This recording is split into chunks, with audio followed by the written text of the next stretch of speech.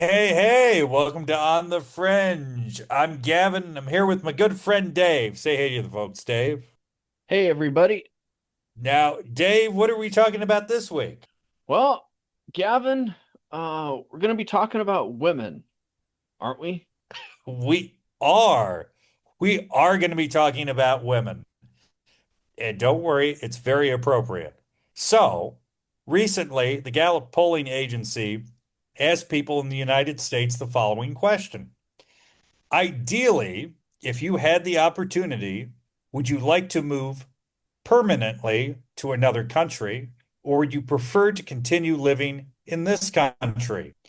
Now, in America, women between the age of 15 and 44, 40% said they would like to move permanently to another country.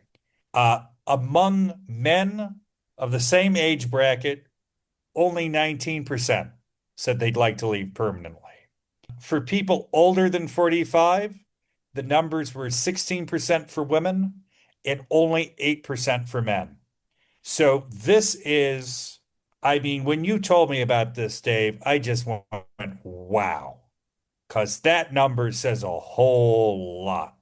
That's worth noting. That's the largest gender gap. Gallup asked this question in 160 countries. US had the largest gender gap of any country. It is a pretty shocking number when you look at It it, is. Dave. It is. And if you look at some of the numbers in the past, I'm actually looking at the charts right here, and it looks like it reached a peak maybe around 2015, 2016, and it was about 30%. We're talking about women here, so around 30% of women, maybe a little bit more, wanted to leave around 2016. And Hmm. then it dropped down. Looks like maybe around 2018, 2019, 2020. It's kind of hard to tell based on the graph. And then it jumped back up around this year to 40%. I would say around the end of 2024 to now. Yep. So yeah, so this is again, it's worth noting just to go back to the phrasing of that question. It starts off with ideally if you had the opportunity. So it's worth noting that these are not people who have plans to leave or are leaving. These are people who would like to leave if all of the conditions were right. This is, again, kind of interesting. Top choices for where American females would like to relocate. Canada's number one. That's not surprising to me. The other four that I can see, sorry, other three that I can see, New Zealand, Italy, and Japan. Also, maybe not that surprising, but I just think the 40% is a big, big chunk of people. It is. And I mean, we kind of talked about this earlier, but I'm thinking, where did they get these four countries? So Canada, New Zealand, Italy, and Japan. Hmm. And you look at the ages too, 15 to 44. I wonder how many of them were influenced by social media, by what they saw on social media about these particular countries to want to go to them first. Well, I And feel like Canada's almost a traditional right, people in America talk about going to Canada. But yeah, right. I think that is a really good question, Dave, because how many people are on Instagram going, God, I want to go to New Zealand? Because Hmm. it looks good on Instagram, I'll tell you that. Yeah, New Zealand is gorgeous, but it's very expensive. Hmm. And if you get on Instagram too, you've got all kinds of ads about you can get a house in Italy for cheap, or you can get paid to live in Italy. And then Japan, you look at too and go, oh, it's traditional, it's beautiful. It's, Japan, it's clean. There's no crime. I can feel safe walking around as a woman. Tokyo is the safest city in the world. I wonder, though, how many of them, and just the people that replied, how many of them have visited these countries in the past to put them up there as being their number one choice? Or if they haven't been and they're just going, this is my ideal country based on what I've seen. I would tend to go with what you just said, which is I think a lot of people, again, because this is not asking, are you going to move to this place? Hmm. It's asking, if conditions were ideal, if everything lined up for you and you could move permanently, where would you want to go? Right. And I think, globally, I think a lot of people would cotton on to those three countries because, again, these are countries with, I would say, pretty good global reputations. I think most people would go, "Oh, I'd like to live. I'd like to live there. That'd be nice." Hmm. But again, this is ideally sort of if everything lined up. Yeah, we talked about this previously, and you mentioned something that I thought was really important, which is maybe the implications of this number demographically. Right. If you have women that are 15 to 44, if 40% of them could ideally live in another country, if they had that opportunity, maybe some of them will go, maybe some of them will not go.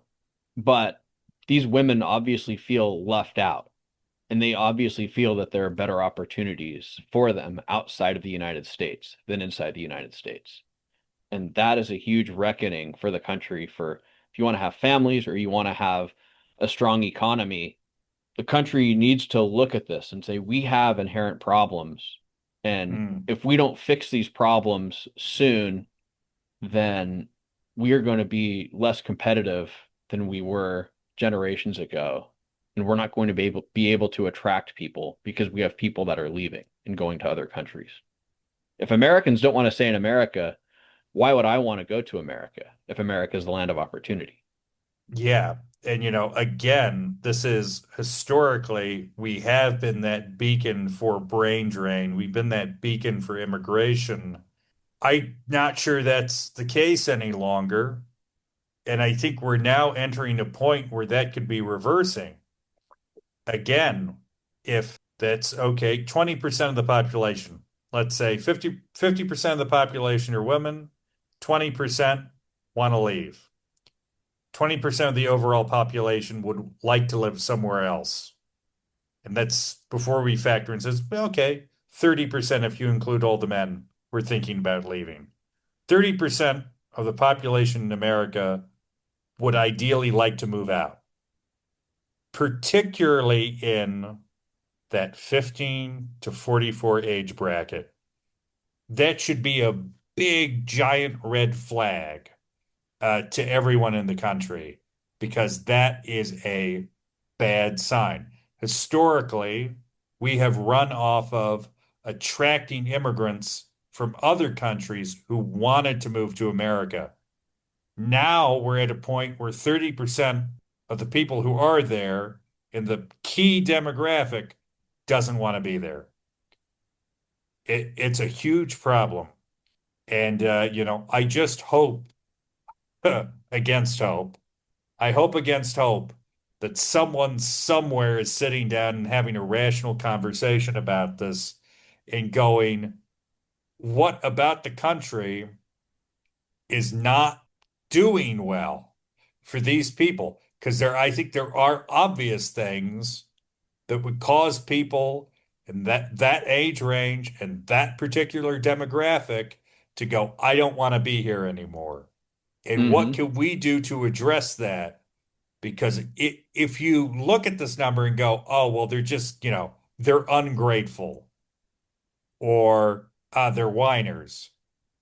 Okay, that's an opinion maybe, but you're not going to, if it's 40% of women would ideally like to move out of the country, that's not a number I think you can really sit down and ignore. You can go, well, why are they saying that? But sitting down and going, it's whatever. That number should get you talking about something. Yes, it should.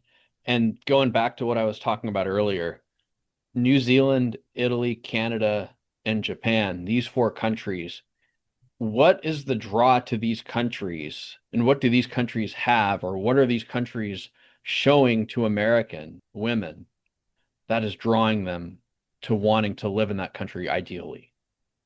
You know, And that's the question that if I was analyzing this, I would be going through and looking at, okay, what does Canada have? What does New Zealand have? What does Japan have? What does Italy have that we don't have in the United States? What do people feel Yeah. afraid of? Okay, housing. Okay, housing's probably a big one. Safety out in public's probably another one.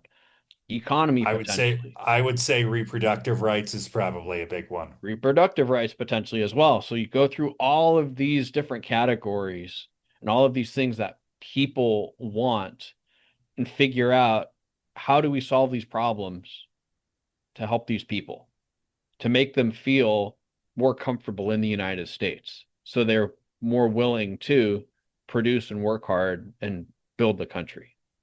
Well, and also to go back to something that you said, which I thought was perceptive, if this many people want to leave, you're not going to be able to get that many people to come in.